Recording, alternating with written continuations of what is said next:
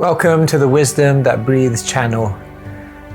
Across all our platforms, we try to share wisdom which is relevant and accessible to everyone.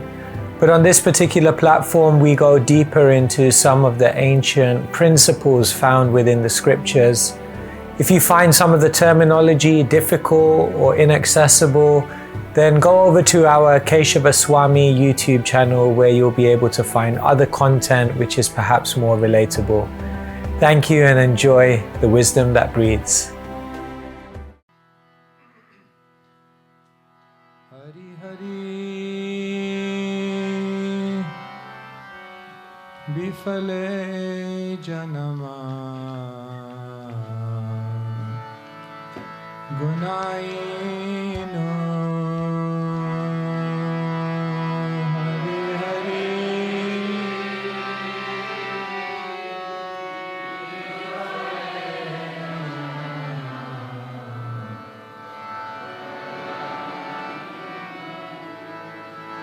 Hari Hari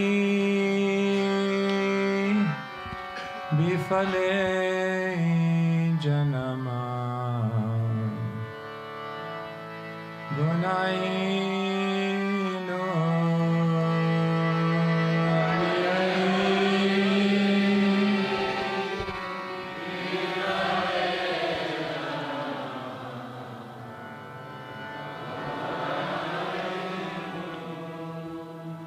Manushaja Namapaya Radha Krishna Nabhajiya Manushaja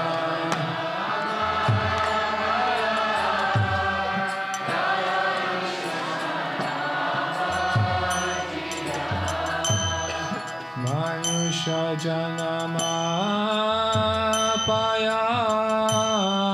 Radha Krishna Nabhajiya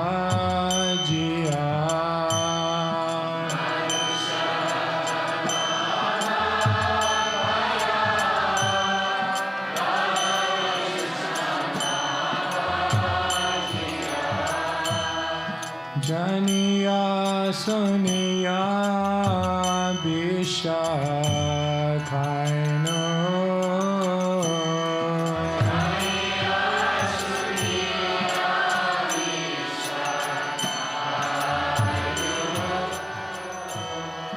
Janiya Suniya Bishakhaino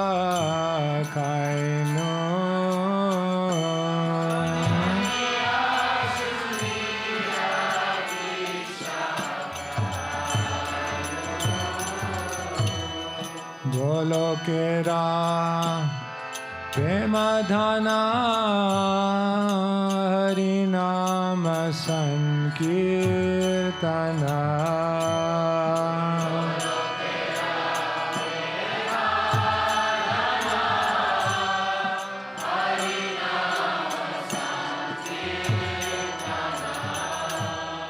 Golokera Premadhana Harinama Sankirtana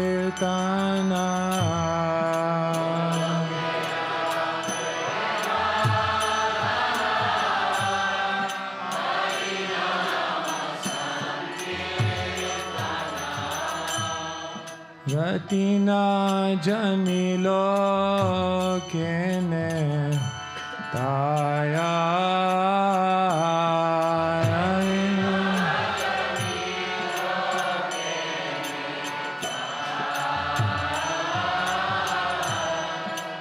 Ratina Janmilo Kene Taya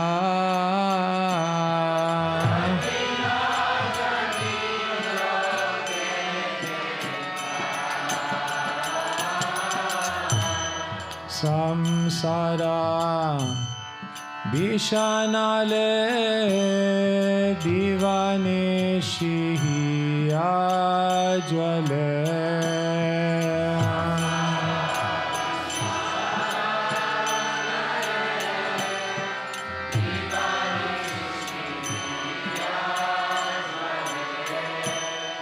Jurai Tena koino paya.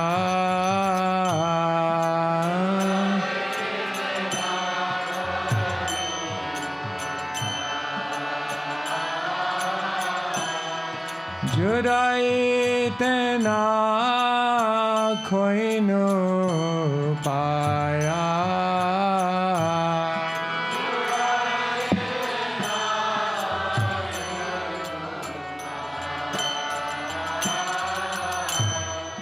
Brajendra Nandana Jai Sachi Sutta Hoilo Se.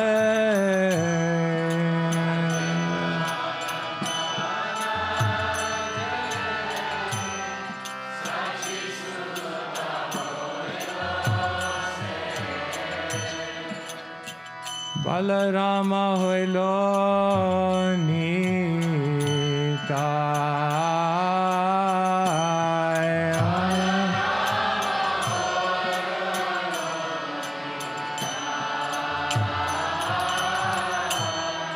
Balarama Hoilo Nitaya.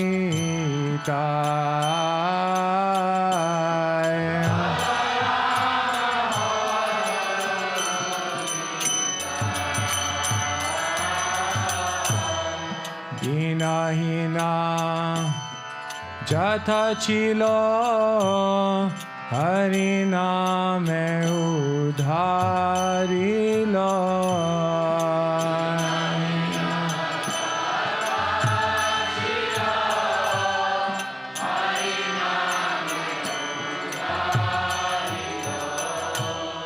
Tar shakshi jagai madhai.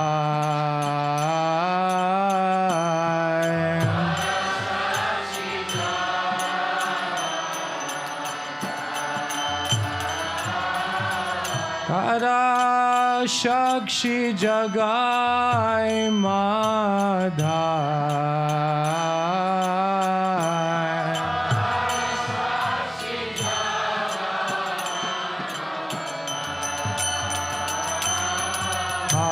Prabhu Nanda Sutta Vishabhanu Sudayita.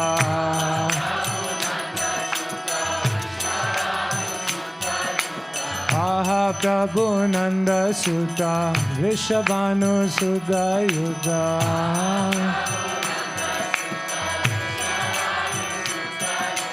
Korana karo ei bara.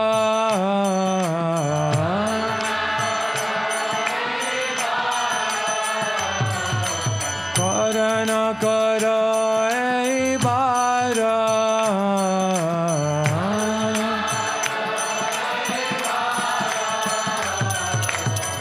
Naratama dase koi nateli haranga poy.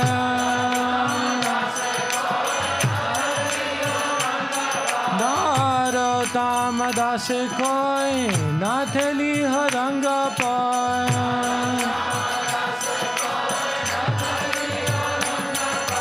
Tuma vina ke se amara.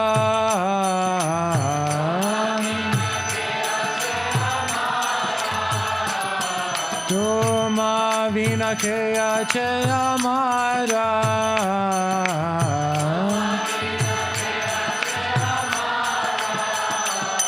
Hare Krishna, Hare Krishna, Krishna Krishna, Hare Hare, Hare Rama, Hare Rama, Rama Rama, Hare Hare, Hare Krishna.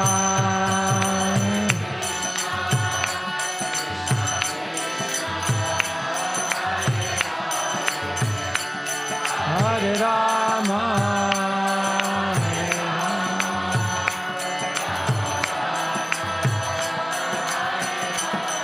Jaya Vaishnava Thakur, Vaishnava Thakur, Vaishnava Thakur, Jaya Vaishnava Thakur.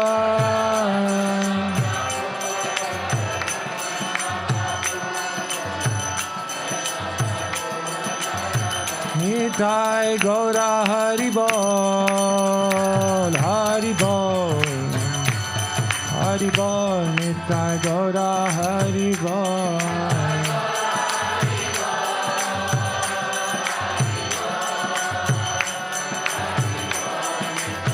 Jaya, Jaya Prabhupada, Prabhupada, Prabhupada, Jaya, Jaya Prabhupada.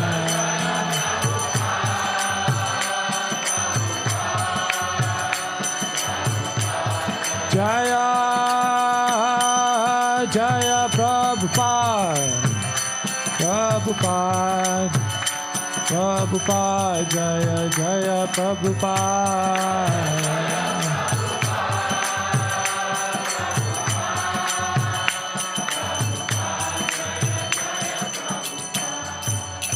Jai Nitai, Gaura Premanande, Hari Hari Bol. Shri Harinam Sankirtan Ki. Om Ajnanatimirandhasya Jnananjana Shalakaya Chakshurunmilitam Yena Tasmai Shri Gurave Namaha. Shri Chaitanya Manobhishtam Stapitam Yena Bhutale Svayam Rupa Kadamayam Dadati Swapadantikam Vandeham Shri Guru Shri Yuta Padakamalan Shri Gurun Vaishnavamscha Shri Rupam Sagrajatam Sahagana Raghunathan Vitam Tam Sajivam Sadvetam Savadutam Parijana Sahitam Krishna Chaitanya Devam Shri Radha Krishna Padan Sahagana Lalita Shri Vishakhan Vitamscha He Krishna Karana Sindhu Dinabandhu Jagatpate Gopesha Gopika Kanta Radha Kanta Namostute Tapta Kanchana Gaurangi Radhe Vrindavaneshwari Vrishabhanu Sute Devi Pranamami Hari Priya Vanchakalpatarubhyascha Kripa Sindhubhya Evacha Patitanam Pavanebhyo Vishnavebhyo Namo Namaha.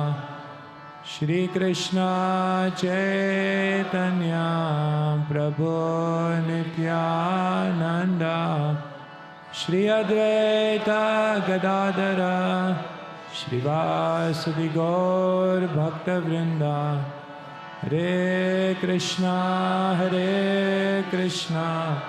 Krishna Krishna Hare Hare Hare Rama Rama Rama Hare Hare. Shri Prabhupada ki Granthara Shrimad Bhagavatam ki.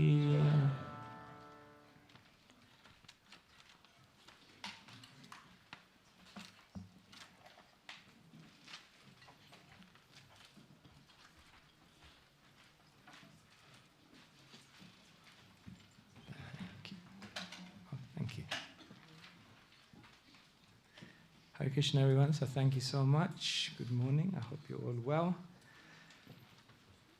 So here we just today begun with this beautiful song by Narottam Das Thakur. We call this the transcendental lamentation of the great souls who feel themselves to be so far away from the goal. Yesterday we talked about transformation and how we seek this change in heart. And the devotee, they are advancing, but still they feel themselves to be very, very far away. This is a transcendental dichotomy. Just like the mountains are here, And when you're some distance on the mountain looks very big. But as you get closer, the enormity of the mountain begins to dawn on you. And in relation to the enormity of the mountain, you feel yourself to be smaller and smaller. This is the transcendental reasoning why a devotee who's actually getting closer and closer to Krishna feels themselves more and more insignificant. Because the enormity of Krishna, the greatness, the charm, the beauty of Krishna is actually registering within their consciousness, and in relation one feels themselves to be inadequate, unable to reciprocate. And so, but the devotees in their transcendental lamentation have a great hope. Yes, I am far away, but I think I will make it. Therefore, it doesn't become toxic positivity. Or in the world today now, they have this thing called toxic positivity, because it's a world of self-development and motivation, where the world tells you, you can do it, you can be anything you want, aim high. But it becomes very, very toxic, because people soon realize that they can't make it, that they won't make it, that it was a good dream, but that's all it was, a dream. They say much of motivation in the world is like a matchstick. You light it, and immediately there is illumination and great fire and great vigor. But then slowly that fire starts dwindling more and more and more. And if you keep holding on to it, eventually it burns you. So much of motivation like that is like that in the world. It starts off great, but then amounts to nothing and becomes quite toxic. So someone asked me, but in Krishna consciousness you have this hope against hope, that you think you're going to make it, but you may never make it, and how's that any different? But I tell them the difference between toxic positivity and hope against hope is that a devotee knows there is a higher power than them.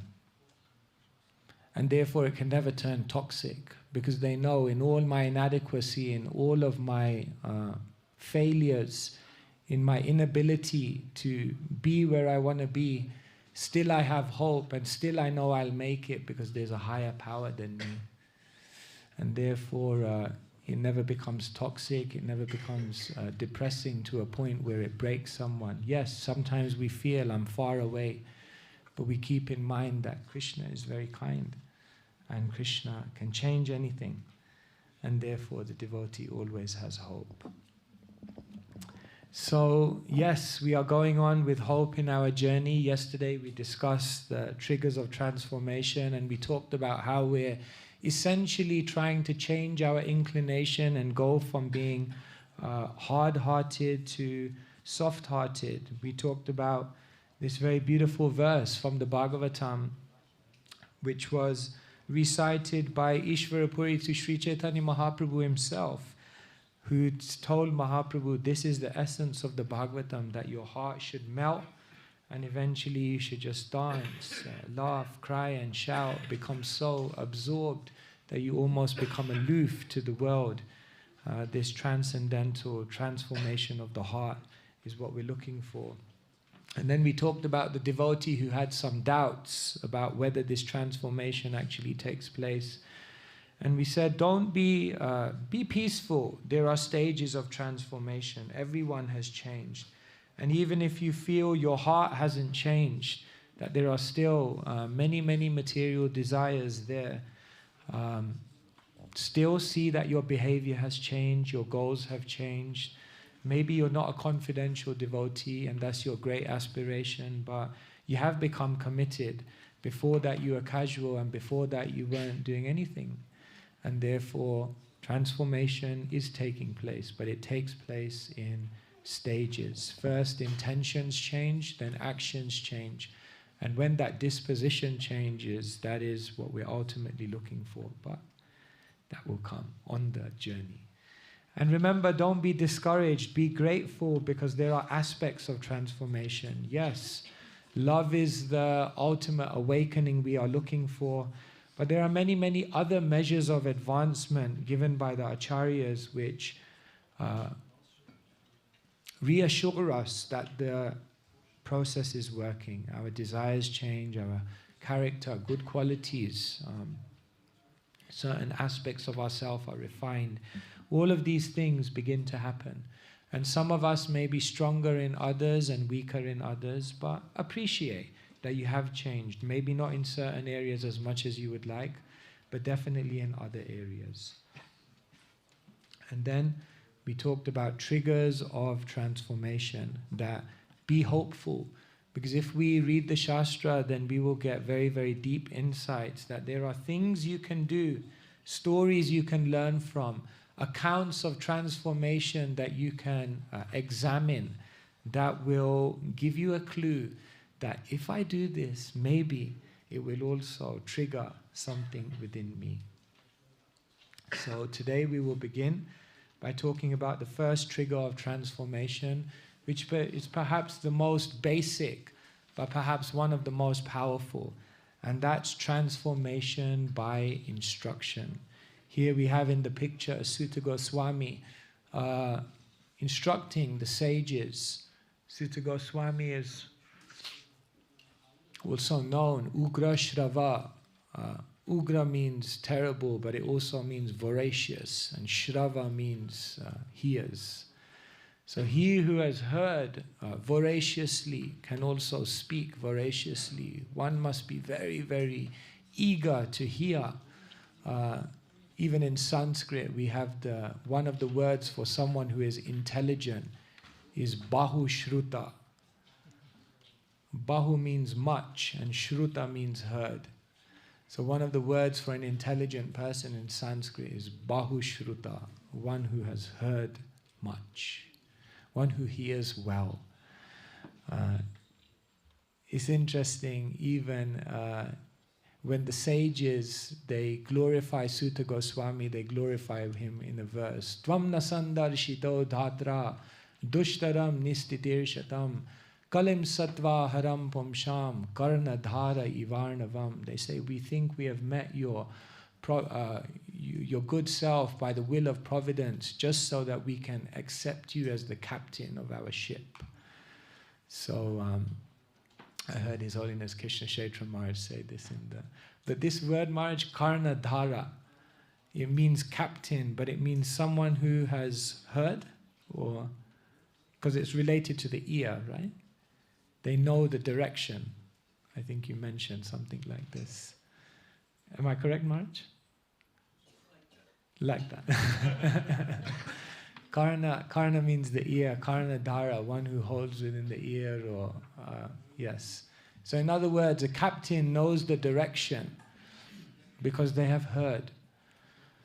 So there is so much to be said about the culture of hearing, the culture of instruction, the culture of receiving transcendental sound vibration. This is not a casual anga of bhakti.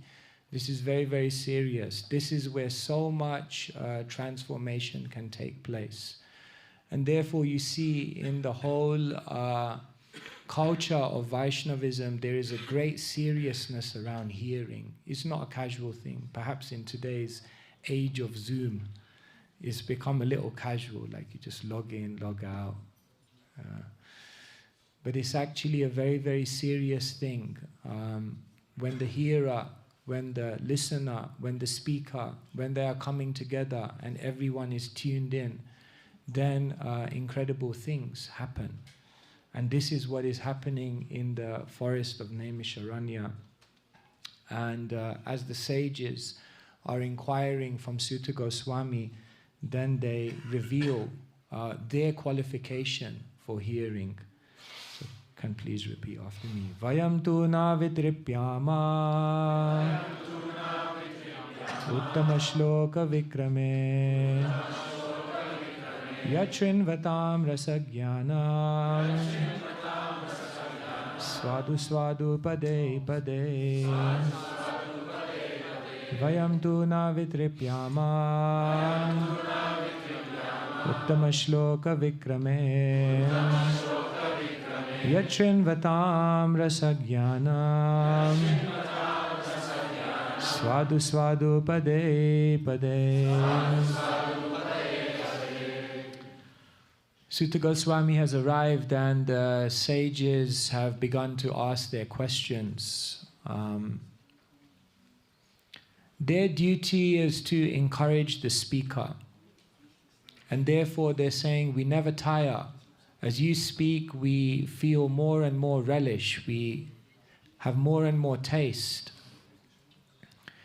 It's very, very scientific. Like when a speaker comes, usually then what happens is we do an introduction to the speaker. And many of us feel that this is for the audience. So the audience, you know, they tell all your credentials for being the speaker. And he studied at UCL. Okay. Don't know why that's a qualification, but anyway. They may say different things about you. And definitely all the things they say about you are meant to inspire the audience that, yes, I should now listen from this person because they have some qualification. But did you know that when there's a glorification or words of appreciation offered for the speaker, it's also for the speaker?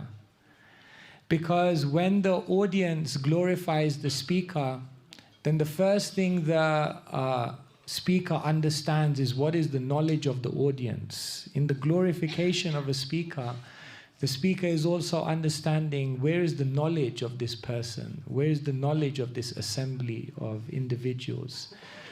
When they hear the glorification, then they also understand what is the humility of the audience.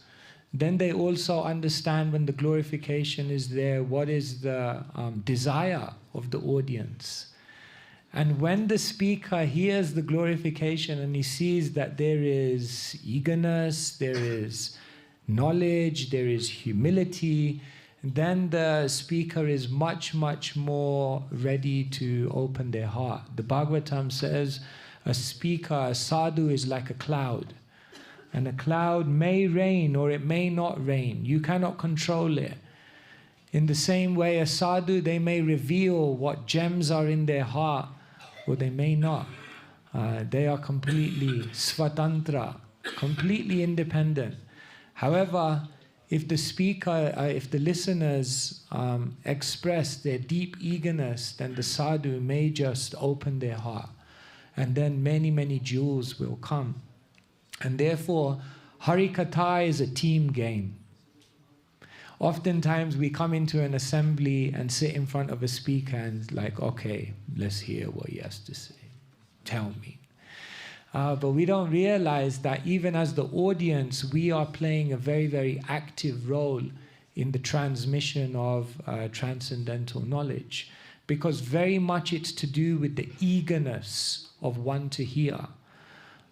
Therefore, in the assembly of Harikatha, then what happens is the speaker is coming in a very, very prayerful mood, and the audience should also come in a very, very prayerful mood. The speaker is praying, let the right words come at the right time, in the right spirit, so that in the appropriate way I can touch these individuals, these ego souls, with the words of Krishna. So the speaker is meditating very, very deeply, let me serve. But the audience, they must also be meditating. Now, Krishna, allow me to be present. Allow me to open not just my ears, but my heart, so that everything I need to obtain in terms of transcendental knowledge, in order to nourish my journey, I will be able to hear that. Listening is not just a biological function. Isn't it? Sometimes like a mother will look at the child and say, are you listening? Are you listening? And she's shouting, so of course he's listening. I mean, there's no option. But why is she asking, are you listening? Because she realizes that I can speak and he can receive it through his ears. But are they receiving it in their heart? Are you really listening? That is the transcendental reciprocation that goes on. So here, the sages are saying showing, we're eager, please speak, please speak. And by their eagerness, then Sutta Goswami, like the sadhu, like the cloud, begins raining many, many things on them. So Srila Prabhupada writes a very beautiful purport.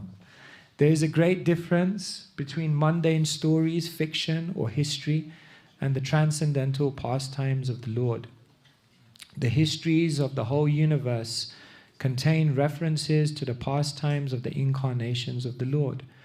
The Ramayana, the Mahabharata, and the Puranas are histories of bygone ages, recorded in connection with the pastimes of the incarnations of the Lord, and therefore remain fresh even after repeated readings. For example, anyone may read the Bhagavad Gita or the Shrimad Bhagavatam repeatedly throughout his whole life and yet find in them new light of information. Mundane news is static, whereas transcendental news is dynamic, inasmuch as the spirit is dynamic and matter is static.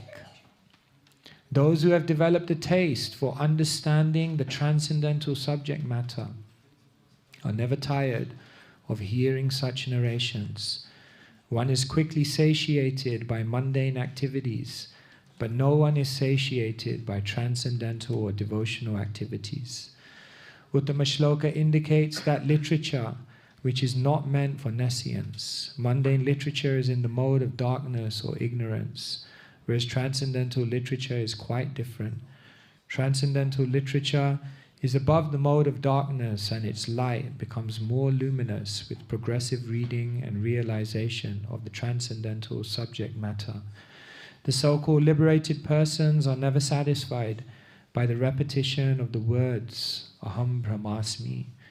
Such artificial realization of Brahman becomes hackneyed, and so to relish real pleasure they turn to the narrations of the Shrimad Bhagavatam. Those who are not so fortunate turn to altruism and worldly philanthropy. This means the Mayavadi philosophy is mundane, whereas the philosophy of Bhagavad Gita and Shrimad Bhagavatam is transcendental. Prabhupada is encouraging us that the great souls have learned how to relish. They keep reading, they keep hearing, and they never tire. So this is very, very important, that if we want to transform the heart, then the process of hearing is very much that process of transformation. The Shrimad Bhagavatam contains many, many different topics. Atra sargo visargascha stanam poshanamutaya manvantareshanu katha nirodha muktir ashraya. And different commentators say the different topics are, in one sense, contained within all the cantos. So some commentators say you can't really map one topic to a particular canto. Other commentators say, yes, that's true, but you can also map different topics to different cantos. And so Sridhar Swami, he maps it in a certain way whereby he says from canto 3 to 12, you basically get the 10 topics of the Bhagavatam. 3 is Sarga, creation. 4 is Visarga, secondary creation. 5 is Sthanam, planetary systems, and so forth. In his analysis, he says, then someone may ask, what is the topic of the first and second canto? So he says the topic of the first canto of the Bhagavatam is Adhikar. He said, because there's no point proceeding in hearing of the Bhagavatam until first we deeply realize what is the adhikar of someone to hear Bhagavatam. Otherwise, Bahu Janma Kara Jadi Shravana Kirtan Dabutan Apaye Krishna Pade Prema Dhan. You can hear for lifetimes, Bahu Janma, but you may not get the fruit if you don't have the proper adhikar. And so he says that if you analyze the first canto of the Bhagavatam, then you realize what is the actual adhikar of someone to hear Bhagavatam. It's not a casual thing. One must have a deep qualification. Then when they hear Hari Katha, it will have an incredibly profound transformational effect. And the way he analyzes it, he says there are 3 conversations in the first canto of the Bhagavatam. The first conversation takes place in the chapters number 1 to 3. This is the conversation between Sutta and the sages. Between 4 and 6, we hear another conversation. That's the conversation between Narada and Vyas. And he says then, between 7 and 19, we hear another conversation, which is the conversation which is going to ultimately lead us to the conversation between Parikshit and Sukadev. So he says, if we want to understand what is the adhikar of the speaker and the listener, so that the transcendental formula for awakening Krishna Prem from Harikatha can come about, then if you analyze these conversations, you can understand what qualities are very, very important. So he says, these are the qualities. He says, in the first conversation of the Bhagavatam, we hear the conversation between Sutta and the sages headed by Shaunaka Rishi. What the sages do is they ask 6 questions. And those 6 questions are asked as the Bhagavatam begins. And then, by the 3rd chapter of the Bhagavatam, Sutta Goswami has answered all of their 6 questions. So then they're like, oh my God, he's answered all the questions. Quick, ask some more questions. Keep him talking. So then later on they ask more questions. But the first 6 questions are asked by Sutta, by the sages to Sutta, and he answers them. So it's explained that Sutta Goswami represents the quality of a speaker, that a speaker is utsaha, a speaker is enthused, a speaker is inspired, and a speaker has been emotionally moved by the information that they're about to share with others. In Harikatha, the speaker must be inspired, the speaker must be feeling on some deeper level what they are conveying to their audience. Otherwise, the full impact of that Harikatha will not take place, because when you are hearing a speaker, you're not simply hearing their words, but what you're hearing is their conviction, their taste, their relish, their assimilation of what they are sharing. And so Sutta Goswami represents someone who's ready to just speak and speak and speak. He doesn't need to stop. He's ready to continue because he has great eagerness. And Shaunaka and the sages, they represent Jigyasu. The audience must be very, very inquisitive. The audience must be very, very... They must have things in their heart and mind that they want to resolve. And when they come into the audience of or the company of sadhus, then they are seeking the opportunity now to resolve what is in their heart. And therefore, Jigyasu, Shreya Uttamam, one must be very, very inquisitive when one comes before the spiritual master.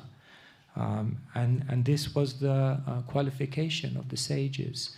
And therefore they continually, through the Bhagavatam, keep asking questions, never run out. Then what happens is, once Sutta Goswami has answered their 6 questions, the sages think, oh my God, let's ask something more. So then they ask another 4 questions. And the first of those questions is answered in the next 3 chapters of the Bhagavatam, which are all about how did the Bhagavatam come about. So in order to explain how did the Bhagavatam come about, Sutta has to narrate the conversation between Narada and Vyas, because Vyas had compiled so many things, but still he was not satisfied, and only when he encountered Narad Muni did he realize the cause of his dissatisfaction, which led to the creation or the appearance of Shrimad Bhagavatam. So then, Sridhar Swami says, in the next conversation, we hear another qualification of the speaker and the listener. Narada represents Bhagavat Kripa. The speaker should not just be enthused about what they're speaking about, but they must have received the blessings of their predecessors. We know that Narad Muni had heard from the Bhagavatas. He had had their prasadam, and therefore his consciousness had become transformed. So one can speak if one has pleased their predecessors, and if their predecessors bestowed their blessings, then they can act as a representative of the predecessor. This is how parampara works, that one is simply being empowered by those who came before them. And therefore, Narad Muni represents one who has received the blessings of the Lord and his devotees. And Vyasadeva the same. Vyasadeva represents someone who has been imbued with Shakti. Krishna Shakti Vinana He Tara Pravartan. No one can spread the message of Krishna if they are not endowed. And therefore we know Vyasadeva is the literary incarnation, the Shakti Avesh avatar. And therefore he is empowered not just to create, but he is empowered in all ways. And therefore he is also empowered to represent the ideal disciple. And so Vyasadeva was the ideal disciple, empowered with blessings. So like this, we're beginning to hear more. What does it mean to actually speak? What does it mean to hear? And when the speakers, the Shrota means the speaker, and the Vakta means the hearer. Vakta means the speaker, Shrota means the hearer. When this combination happens, it's very powerful. And then after answering the first of their second set of 4 questions, the final questions, 2, 3, and 4 of the sages are questions about Parikshit, and questions about how he ended up having this dialogue with Sukadeva Goswami, which leads us to the dialogue between Parikshit and Sukadeva. And Sridhar Swami says Sukadeva represents someone who is completely surrendered. So the speaker must be enthused, moved, emotionally resonating deeply with what they're speaking. They should have received the mercy of the Lord, and they must be surrendered. They must be completely aligned with the will of the Lord. Then they can act as an instrument. Because when one is surrendered, then it means one is completely an instrument. And when one is completely an instrument, then through that speaker, the Lord can speak, because there's no resistance. And therefore, such a speaker is very, very powerful. Therefore, speakers, they say things. And it's almost as though it's just divinely sent, because they're surrendered. Apparently, there was a story that once there was a devotee, and prior to becoming a devotee, he was a thief. So somehow he broke into a car and decided to hotwire this car. It was actually a devotee's car, and the devotee had been driving. And so, you know, sometimes when you drive and you're listening to something and you turn off the ignition, then when you turn the ignition on, the radio just begins. So he had been listening to a Prabhupada class. So this other thief came, he opened up the car, he hotwired it, the engine began, the lecture came on, and the first thing Prabhupada said is, everyone in this world is a thief. So he was like, oh my God. And then Prabhupada said, because everyone is stealing from Krishna. Bhoktaram yagya tapasham sarvaloka maheshwaram. He became a devotee. It's amazing when a speaker is surrendered and completely aligned, even in times when they're not speaking live. It's mystical. Even then they channel the messages of the Lord specifically for whoever needs to hear it. So this is very powerful. When you meet a surrendered speaker, actually what's happening is the Lord is speaking. And Parikshit represents Sarvanya Tyaga, one who has given up all other engagement. Nothing else is on his mind apart from grasping the message. He has become fully vyavasayatmika buddhi, fully focused. has absorption. See, it's very interesting. Parikshit was hunting, and then he got affected by not having, thirsty, hungry. Got affected. Because at that time the absorption was not there. Therefore he got affected. But once he became situated in hearing Harikatha, Sarvanya Tyaga, he gave up everything else. All other considerations disappeared. Therefore for 7 days no thirst, no hunger, no problem. Because Sarvanya Tyaga, he had become absorbed, one-pointed. Isn't it so powerful? This is a trigger of transformation. Every day we are hearing so much, but the more we qualify ourselves as listeners, then we can draw so much more from Harikatha. And therefore, actually now, in our teaching, we are realizing that it's not just about speaking many, many things, but it's also about opening each other up as the audience so that we can receive it. A speaker may think, or someone trying to deliver Harikatha may think that what I'm trying to do is give faith. That's very true. But sometimes it's also needed that what speakers have to do is generate doubt. Because if there is no doubt within the listener, then that faith will not evolve to its full maturation. Therefore, there must be doubt. There must be, because that doubt creates a certain fire through which everything else can be digested.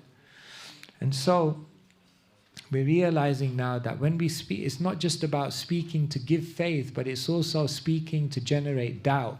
In Sanskrit, this is known as Vishaya Samsaya.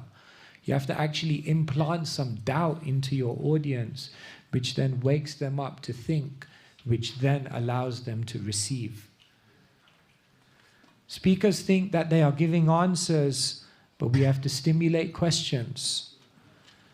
We think that we're giving philosophy, but we have to open hearts. Because to go on a quest, the word quest is contained within the word question. And so, this is a very nice realization. I shared this in Golokadam as well. From a Christian thinker, Richard Rohr, who many of you may have heard of, who writes, "Education, both secular and religious, has for many years given people easy answers to questions they weren't even asking. People accept the answers too quickly, and those answers sink in about an inch deep. This kind of easily won knowledge can pass away as quickly as it came. Why is this? It is knowledge we did not thirst for or long for." It's powerful. What he's basically saying is, what is the qualification of the listener to actually receive the messages of the Lord? It means there must be a hunger. Otherwise you can hear, but if there's not a hunger in the heart, he says it will only go in about an inch deep. Sometimes we use the easy answers to avoid the real questions. Because we know the answer already, we stop searching. We sit down and remain stationary rather than stepping into the difficult journey of hard-won faith. Most people are no longer on a journey. They've accepted the easy answers before they've struggled with the deep questions. So we must struggle with the deep questions. In the beginning of the Bhagavatam it said, this Bhagavatam is understood by expert and thoughtful men. One must become very thoughtful. One must struggle with deep questions. One must actually develop this deep doubt and desire to know within their heart. And then when such a person comes into the assembly, if there is a qualified speaker who is Utsaha, who is Bhagavat Kripa, and who is saranagati, surrendered, then it's explosive, and then amazing things can happen. So the first trigger of transformation I want to share with you is that transformation by instruction is powerful, but it means we have to qualify ourselves as listeners. And if we become good listeners, amazing things can happen in our spiritual life. Therefore, if you go around the world, there's a whole culture around hearing Shrimad Bhagavatam. Like you will go to some places, they will garland the Bhagavatam. When the Bhagavatam class is going on, it will be pin drop silence. When the Bhagavatam class goes on, there's no question of looking at anything else, no looking at the phone, no doing anything else, completely fixed. When the Bhagavatam class is going on, there's no question of leaving. When the Bhagavatam class is going on, one's intelligence is very active, very much questioning, very much interfacing with whatever is being said. Like this, it's deity worship. I remember once when I joined the Manadhan, I kind of missed the morning announcement when they announced who's giving the class. I came up to the ashram and one devotee was there. So I said, "Oh, who's giving the class this morning?" He decided to give me a class right there on the spot. He said, "Why are you asking who's giving the class? Why are you asking?" He said, "Did you ask this morning before you went to see the deities who dressed the deities this morning?" You don't ask, because the deities are beautiful. And if you have darshan of the deities, you'll be blessed. All the pujari is doing is they're decorating the deities. But the deities are beautiful. So he said, "Why are you asking who's giving the class? The Bhagavatam is beautiful. And if you go in the right frame of mind, then you will capture what you have to capture." So I was like, okay, I'll go down then. It's a great culture. Just like if you hear His Holiness Gaur Govinda Maharaj's lectures, then the first hour of the lecture is only glorification of the Bhagavatam. Why? Because there must be a certain consciousness with which one arrives to hear Bhagavatam. Otherwise, Bahujanma Karajati Shravana Kirtan. It may take a long time. And so, it's very beautiful. The first canto of the Bhagavatam teaches us adhikar, that there can be great transformation from instruction, from hearing, but it requires a certain quality, and then it will work. Okay, before I go on to the next one, actually, I'll do the next one, and then I'll just open up for questions. So this is the first trigger I wanted to share with you. And okay, this slide was here also. Let me just also share something here. In the Bhagavad Gita, Krishna explains that there are different effects that transcendental knowledge can have on an eager listener. Krishna says, "Yasya sarve savarambha kama sankalpa varjita jnana agni karma dagdanam tamo ahur pandita buddha." That knowledge is like a fire. And if you listen, then it can burn up all your karmic reactions. Because what is the purpose of that karma? That karma is to educate you. But if you gain that education through hearing, then that karma has no more need to act in your life. And therefore, knowledge is like a fire, which can remove your karma, if you hear attentively. Deshamivānukam partham aham agyana jam tamaha nasayamyat mabhavasto jnana deepena bhashata. Krishna says, knowledge is also like a lamp. If one hears very, very well, then what Krishna says is, I within the heart will destroy all the ignorance with the shining lamp of knowledge. So ignorance is constantly clouding our vision to make decisions, to decide life directions, to cope with the different roller coaster events, experiences of life. But when one hears well, then one has great clarity. Apicherachi papebhyo sarvebhya papakritama sarvam jnana plaveneva virginam sandarisyashi. Krishna says knowledge and this transcendental instruction is like a boat. So this world is full of waves, ups and downs. But if one hears well, then actually one's mind will be completely pacified by hearing Harikatha. Harikatha will actually pacify one from even the most difficult of situations.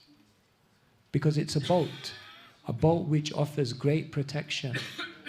And therefore it said, Yasham vai shruyamanayam Krishne paramapurushe bhaktirutpadyate pumsha shoka moha bhayapaha. That one who hears well, shoka, all lamentation disappears. Moha, all illusion disappears. Bhaya, all fear disappears. Because knowledge is like a boat, but one must hear well. And tasmad jnana sambhutam ritstam jnana sinatmana chitvainam shamshayam yogam atisto tista bharata. Knowledge is also like a sword, because what it will do, it will slash all the doubts that have taken root within one's consciousness. But one must hear well. Then no more doubts. All doubts satisfied, just as Arjun's doubts were. Krishna, he says, all my doubts have disappeared. Nastamoha smriti labdva tvad prasadat mayachita stitosmi gata sandeha. Stitosmi, I'm fixed. Gata sandeha. All doubts have gone. So this is why it's such a powerful trigger. So much can be received in Harikatha, but one must become good at how to receive those transcendental instructions. So I will share one more trigger and then I will open up for questions. The second trigger I wanted to share with you today was another way to trigger transformation. One way is through instruction, and another way is transformation, the trigger of transformation through issue. I'm outlining these as triggers of transformation. In all of these stories, pretty much all of these triggers are present, but I'm just highlighting one trigger. Because usually to trigger transformation, it takes multiple things. But I'm just highlighting one from each story that can help us. Here you have the story of Chitraketu. And Chitraketu has a very, very beautiful realization. You can repeat after me. Guna pravaha etasmin kasapa ko nanugraha kasvargo naraka kova kim sukham dhukam va.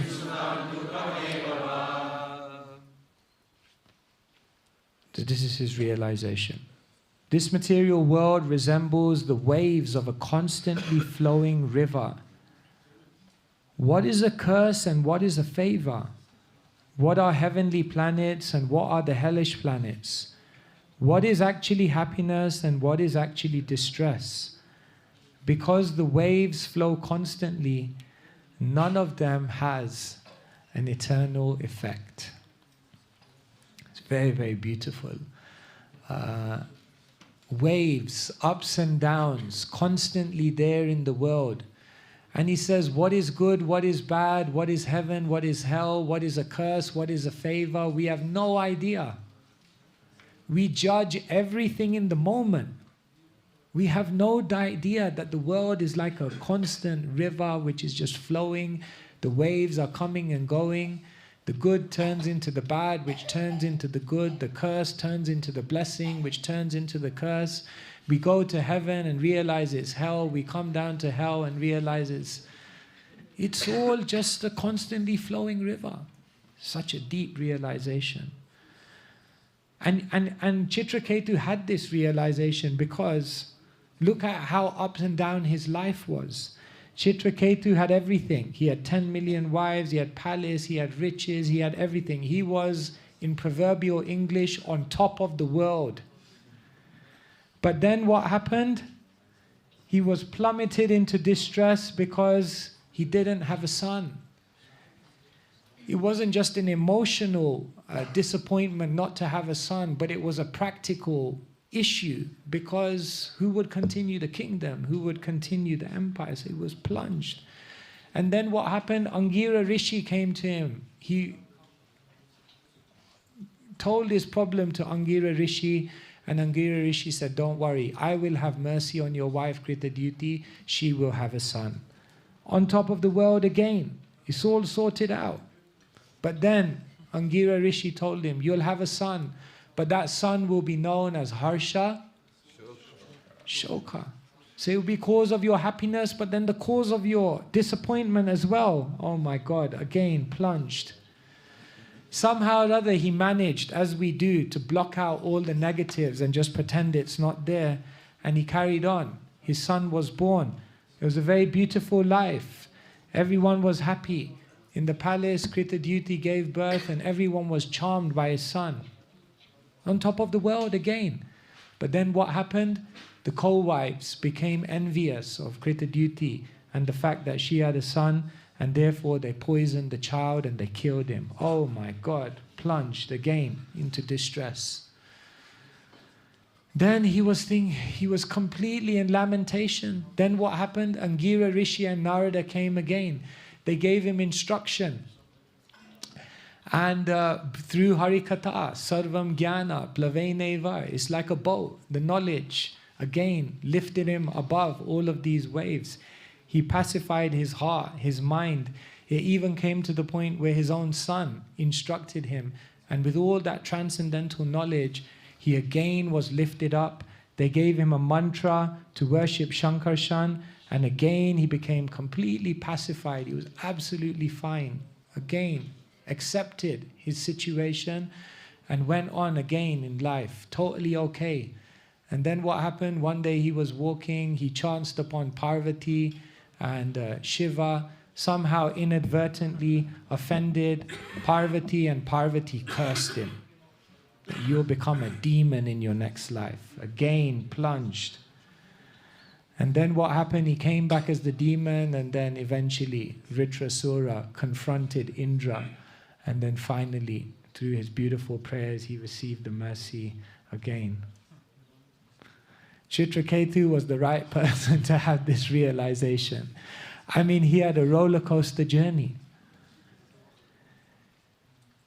He was transformed by issue.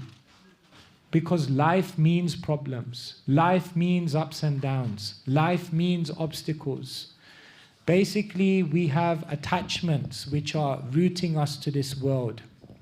Bhaktisiddhanta Saraswati Thakur gives the example of the wedding boat. The wedding boat which rode into the horizon in the moonlit sky. And in the morning when the sun rose, they realized after hours and hours of nighttime rowing, they were in exactly the same place. Why? Because the anchor was down. And therefore they were just going round and round in circles. So what's happening is we're rowing, chanting, reading, serving, rowing. But it feels like we're going around in circles. Why? Because the anchor is down. And so what does Krishna do? See this? When you want to pull something out, if you just pull it like this, it doesn't work. So what do? You shake it. You have to shake it, right? Shake it. Boom. And then it comes out. So the only way that for most of us, Krishna can shake us out of our material attachment so that we can row into the horizon is by shaking us. And therefore, ups and downs are there. We've heard it all before. We have to hear it again and again, because this is why it's there. It's meant to jolt us out of Ishvara Bhav. There's two mentalities, Srila Prabhupada says, that are the psychological tendencies of the conditioned soul, which are universal: to be the controller and to be the enjoyer. If there's one thing in life that convinces you you are not the controller and you're not the enjoyer, it's issues, it's obstacles, it's impediments. At that moment you realize I have no control. And at that moment you realize I don't think I can enjoy here. Transformation by issue.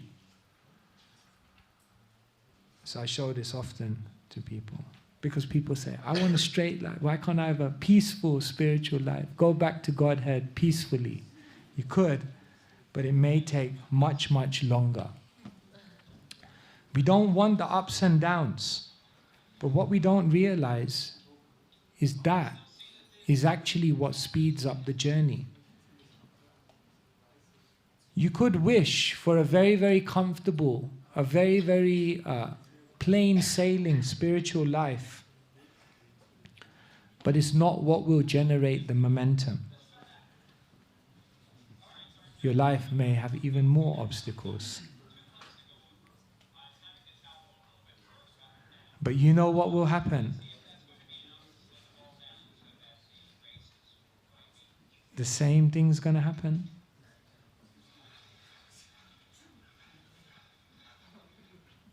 If we want to get back to Krishna quickly, it means to embrace, to accept it, not to fight it, not to be frustrated, but to embrace it. The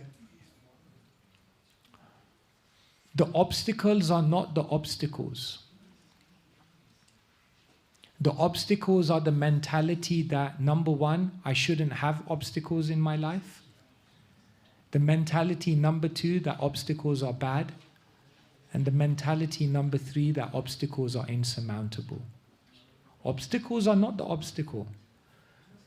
The mentality that obstacles are bad, the mentality that obstacles shouldn't come to me, and the mentality that obstacles are insurmountable, that's the obstacle.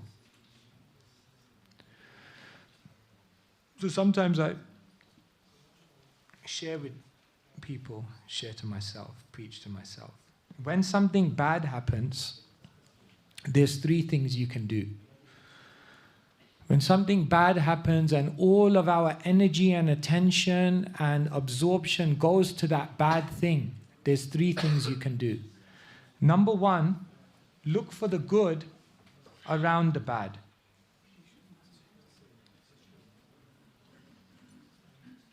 Yes, there are bad things. We accept it. But can we also remember there are good things?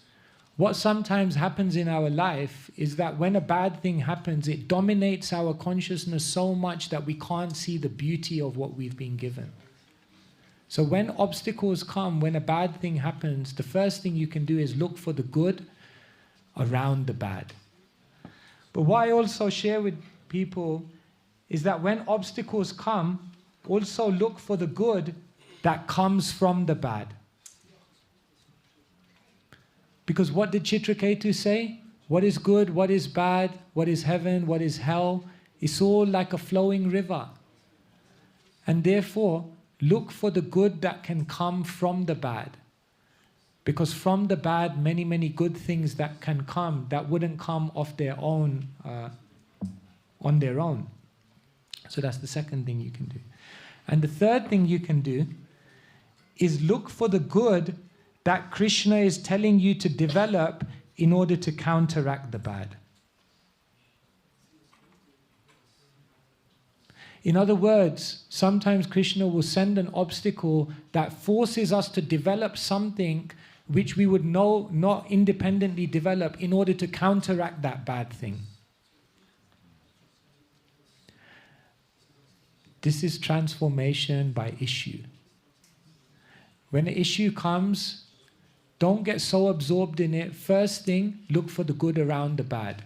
Second thing, look for the good that comes from the bad. And third thing is look for the good that this is telling you to develop in order to counteract the bad. And in that way, one actually begins to transform by issue. So this is perhaps one of the most powerful triggers. Srila Prabhupada, when he talks about the 4 types of people that come to Krishna, he often says that most people just come because of distress. Alpa ayusha upadruta. Everyone is so disturbed. But take that disturbance and do something with it. Take that issue and do something with it. Because basically, but someone may say, I don't want to be uncomfortable. Anyone want to be uncomfortable here? We all want to be comfortable, right? Do you think Krishna wants you to be comfortable or uncomfortable? What do you think? Comfortable or uncomfortable? Does Krishna want you to be comfortable or uncomfortable? He wants us to be comfortable eventually. He wants us to be comfortable eventually. See, we all want to be comfortable. No one wants to be uncomfortable. Some people are comfortable in material life. That is an illusion. Some people are comfortable in spiritual life.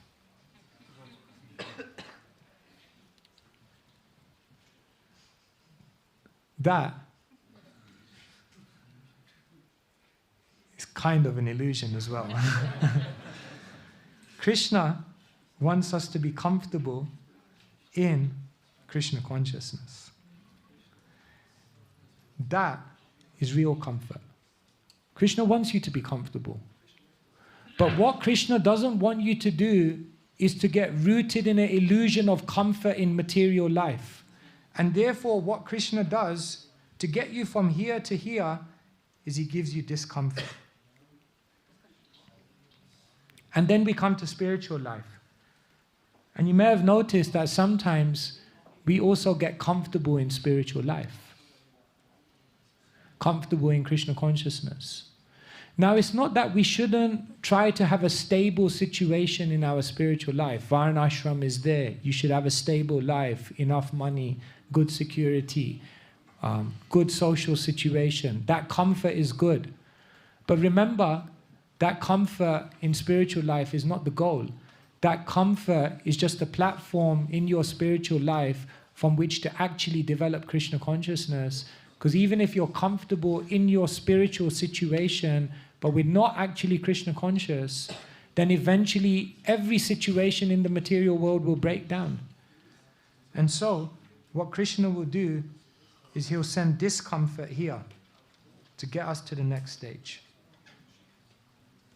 So issue is a trigger which takes us to higher and higher levels of comfort. I'll put that one up on your fridge. Issues are a way in which Krishna gets us to higher and higher levels of comfort. If we begin to frame it in that way,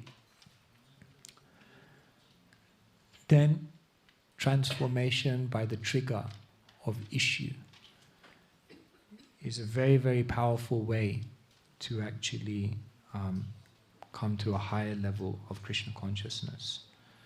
So here we're beginning to see different ways in which we can get transformed. Remember, we said transformation is not easy, but we can be hopeful because there are different triggers. So the first trigger that we see in many characters of the Bhagavatam is they just heard and they were transformed. So we have to deeply think, how can I become a better listener?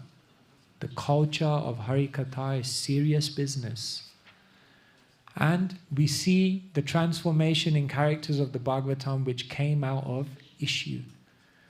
How can I become more expert, more established in utilizing the issue and obstacles of this world to establish myself in higher and higher levels of comfort, because there's no comfort in the world externally. There's only comfort in the inner world of Krishna consciousness. And so Krishna shakes everything. In time, Krishna takes away everything. Mrityu sarva haraschaham. Krishna will take away your health. Krishna will take away the people around you. Krishna will take away all the positions and identities.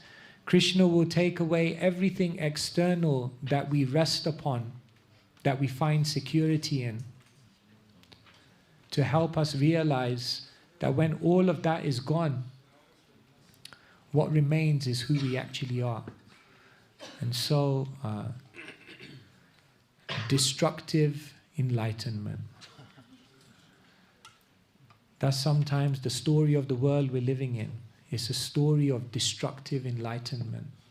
And that destruction of everything that is temporary reveals to us what is actually eternal, that where we should actually place our attention and our effort. Hare Krishna, Krishna Krishna, Hare Hare, Hare Rama, Rama Rama, Hare Hare. Srila Prabhupada ki jai. Okay, yes, Maharaj, please. Is there a mic for Maharaj?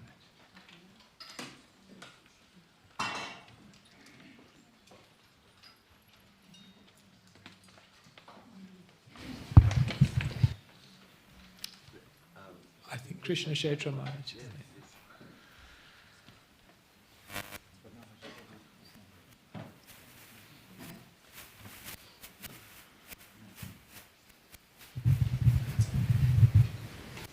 Thank you so much, Maharaj, for such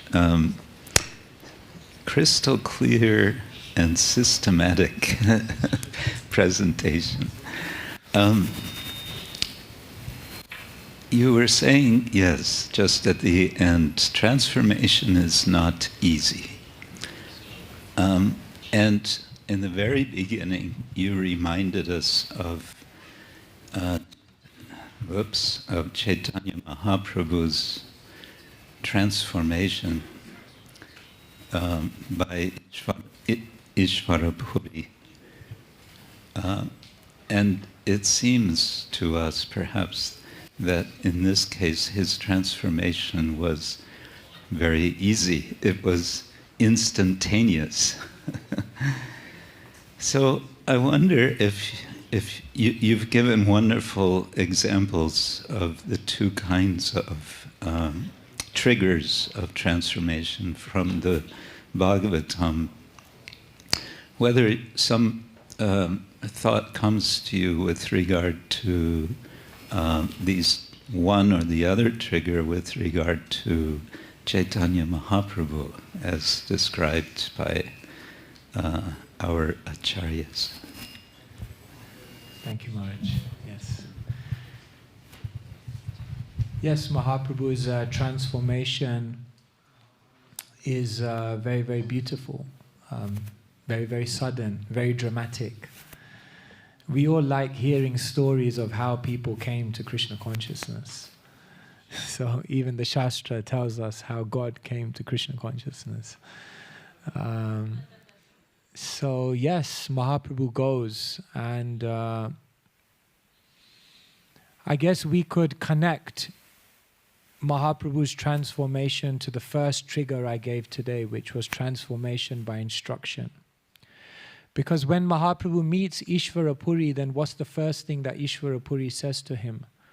Murkha tumi tomar nahek vedantadikar, Krishna mantra japa sada e mantra sar. He looks at Mahaprabhu and he says, you're a fool. Murkha tomar, murkha tumi, tomar nahek vedanta. You don't have the qualification to understand Vedanta. Krishna mantra japa sada aim mantra sar. Just take the Krishna mantra. And this mantra is the essence of everything. So what did the first thing Ishvara Puri did is he awakened humility. I mean, in the Leela aspect, he awakened humility within the heart of Sri Chaitanya Mahaprabhu. Humility comes from the Latin humus, which means soil. So within a humble heart, instruction can take place. When someone is proud, in colloquial English we say they're full of it. And therefore they have no space, nothing left to go in. Even Krishna says in the Gita, amanitvam, adambitvam. The beginning of the process of knowledge is that one must be humble. So we can see that where there are increasing levels of humility, then that instruction grows within a humble mind, a humble heart. And therefore, that's one definitely lesson we can take.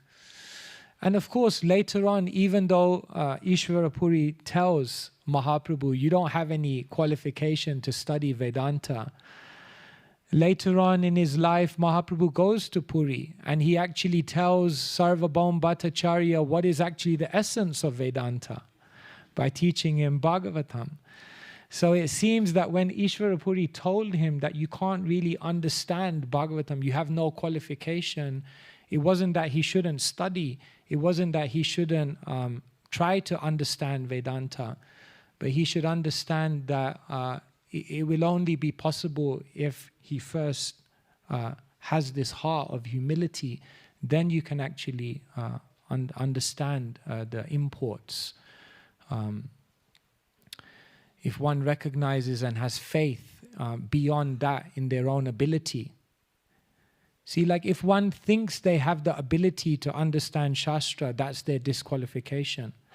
But when they realize, I don't have the ability, I have to rely on others to give me, to awaken within me, then that feeling of disqualification becomes their qualification. Therefore, Yasya deve para bhaktir yatha deve tatha guru tasyaite katita hyartha prakashante mahatmana. Who is that person within whom all the imports of Vedic teachings are revealed? Not the person who thinks they have adhikar, but the person who realizes, I have no adhikar, and therefore I should have faith in Guru and Krishna. And when Guru and Krishna impart to me, then it becomes awakened. So maybe that's something we can take from Mahaprabhu's interaction. Is that okay, Maharaj? Thank you. Maharaj, would you like to add anything? Or Bharari?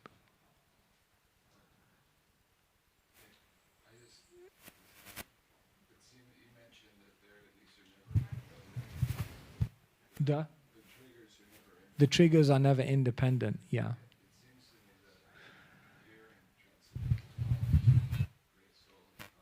The common theme in all of them, yes. Yes. But Hariprabhu mentioned that the triggers are not independent, and it seems as though hearing always occurs somewhere along the journey. So yeah, like here we say trigger by transformation, by issue, but then Chitraketu was instructed by Angira and Narada, and that instruction transformed him. So yes, we will see that transformation by instruction is a common theme that takes part in every Leela. Thank you. Would you like, Maharaj, or should I take questions?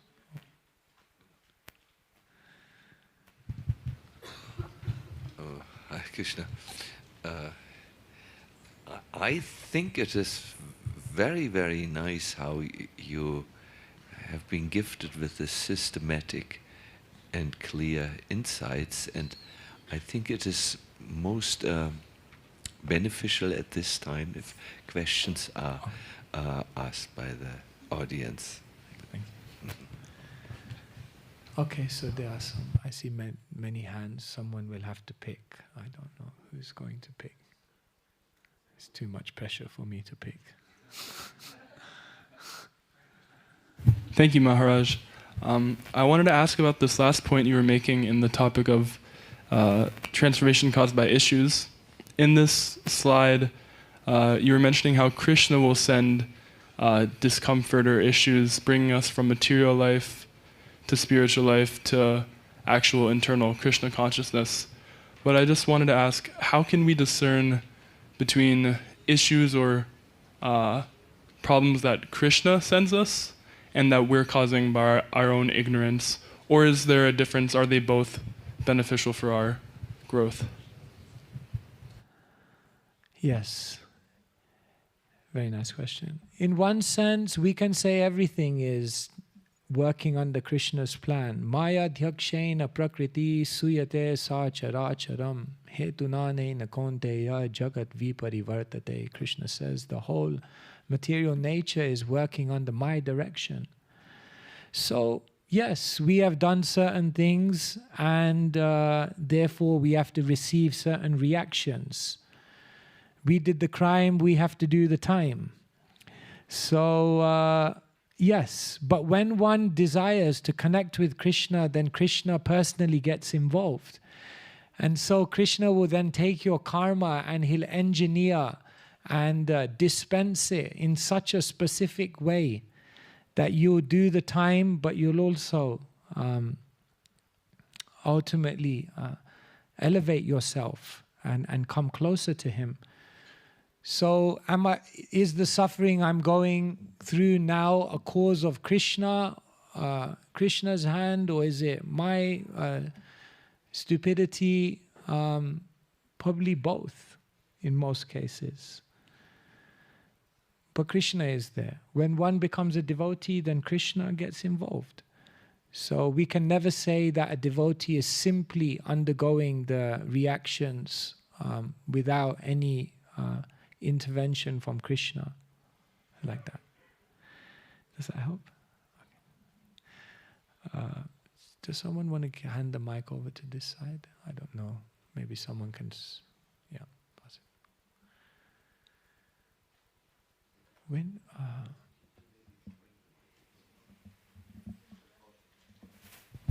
Yeah.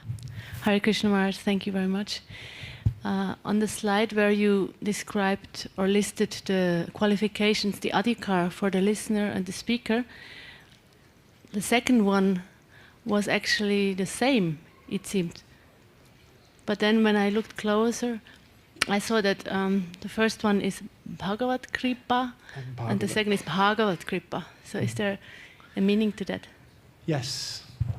One means the Lord and the other one means the devotee. So one needs the mercy of the Lord and one needs the mercy of the devotee.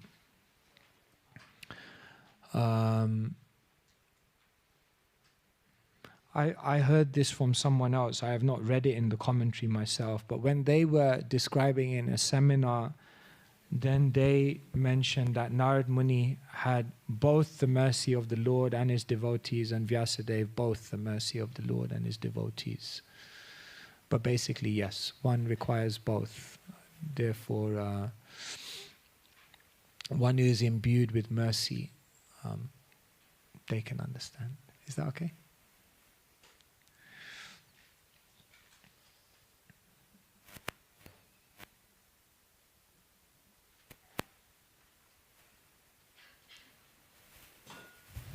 Hare Krishna Maharaj. It's really good to hear from you. I was interested in, you said voracious hearing leads to voracious speaking, and about Bahu Shruta, one who hears well.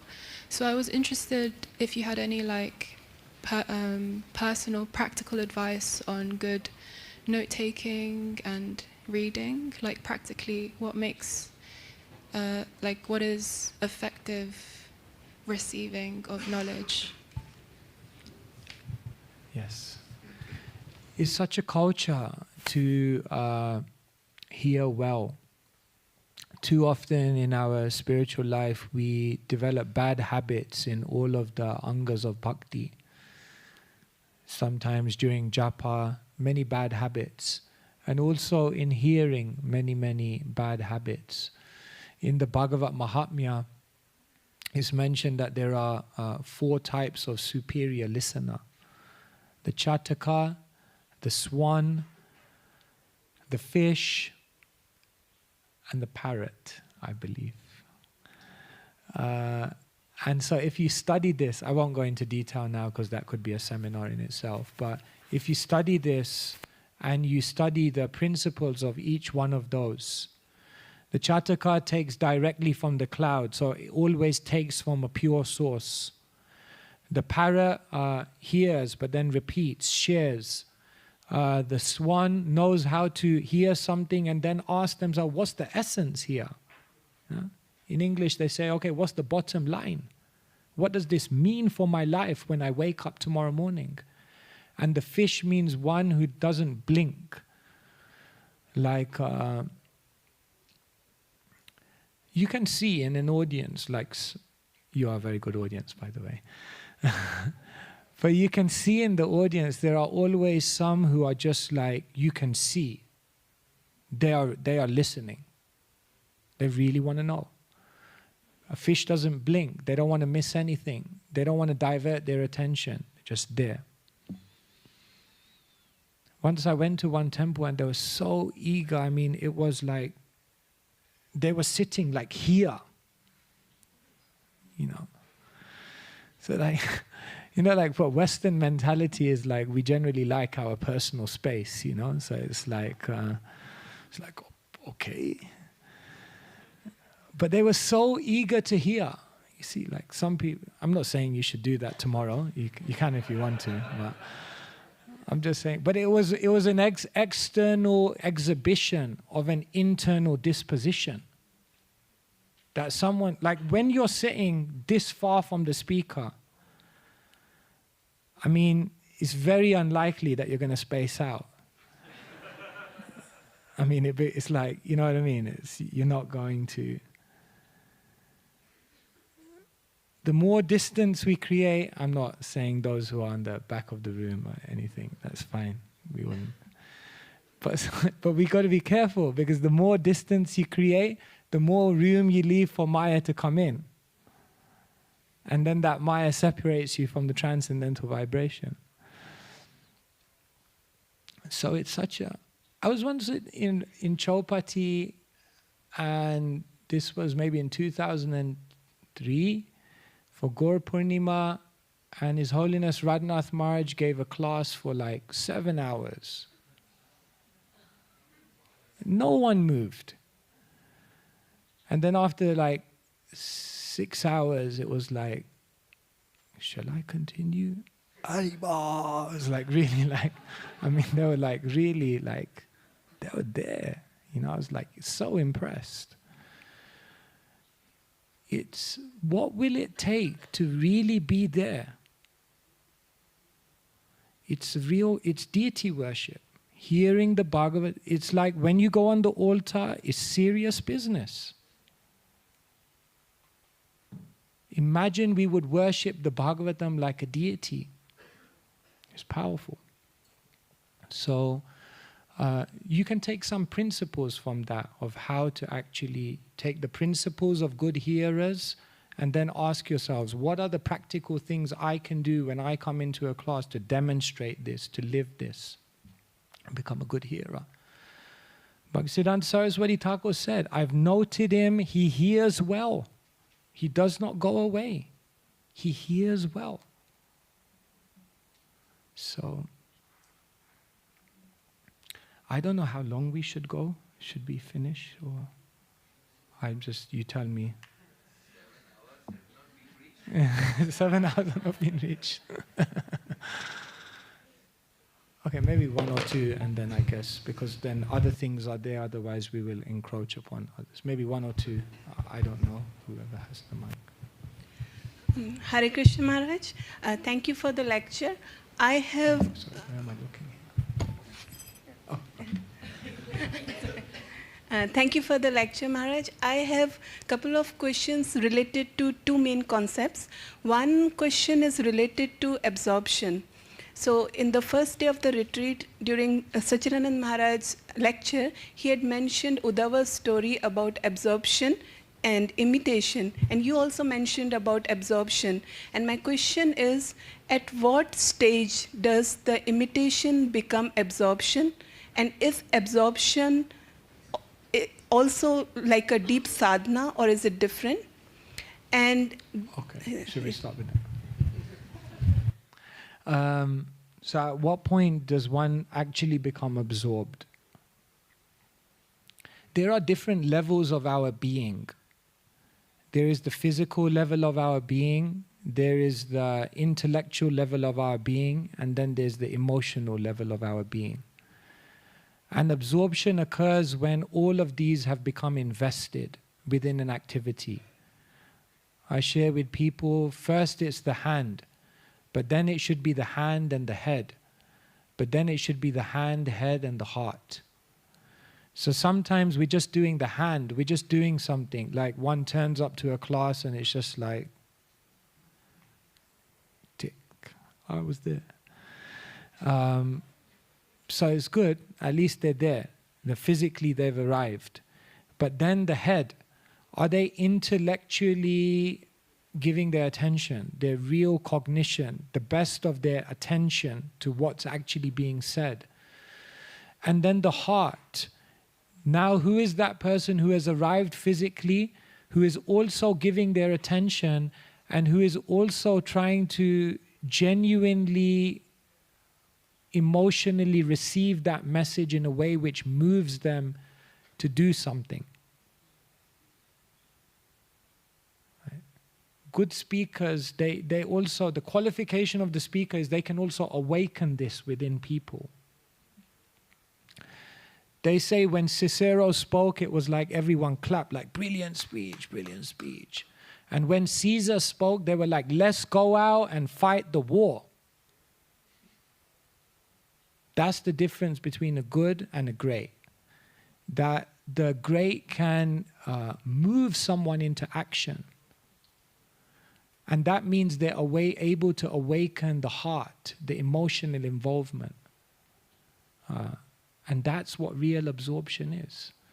So to be absorbed means I physically arrive, I mentally, I kind of intellectually arrive, I give my attention, but then I emotionally,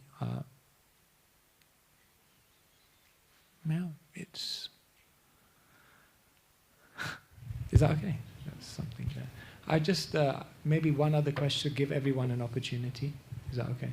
Just last question, whoever gets the mic, I guess.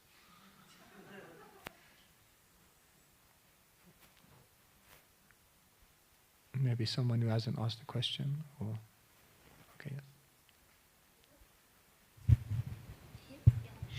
Hare Krishna. When there is an issue, is this always that the issue is a possibility to better ourselves, or are there also sometimes issues we have to change, and how can we decide which case it is? So you're saying sometimes an issue may come, and is it that we're meant to try to make it better, the situation, or is it that we're supposed to just change ourselves? Like Yes. how do we know? Yeah. Like, for example, if you get a headache, then is it like, should I try to change this by taking a painkiller? Does Krishna really want me to take the painkiller and change it? Or does Krishna want me to just close my eyes and develop tolerance, and that's what I... Personally, I would do both. I mean...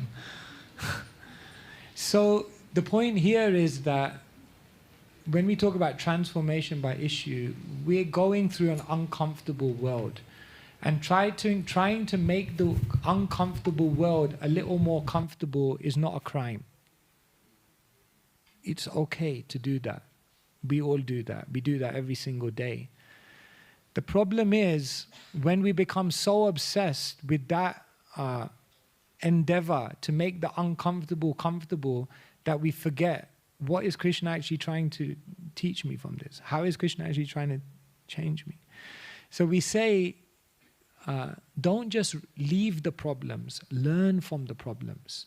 That doesn't mean you can't do something to make things better, but don't do it in such a way that you then forget the lesson that you're supposed to learn. Like, The person who shouted up and said, God, change my situation. And God shouted down and said, but I sent that situation so you change yourself.